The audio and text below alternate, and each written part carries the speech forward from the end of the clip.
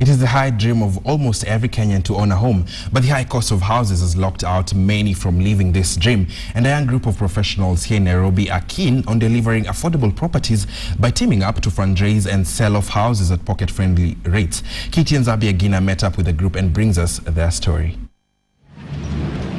Ordinarily, a good chunk of men between the ages of 25 to 30 ought to be on course in making a name in their career, or better still, be doing not so bad in whatever business they are in.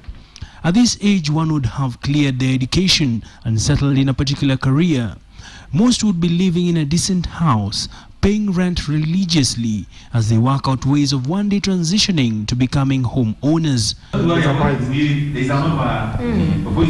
But for a few, the story is different. Meet Hitler Olwenge, an aviator at the airport. He and his partners have barely hit 32 years and they are defying the odds. About 11 of us, then we decided to invest some funds, just a little bit of money. And over time, that money has grown threefolds.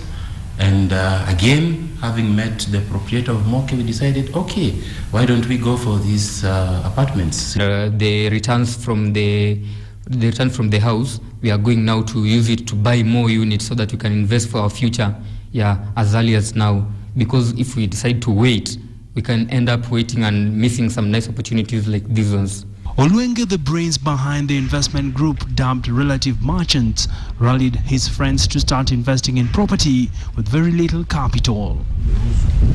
At the end of the day, we get some property here and there, and that's what we decided with the group. These are some of the just finished housing units on Mombasa Road at Lukenya Hills, which they have invested in.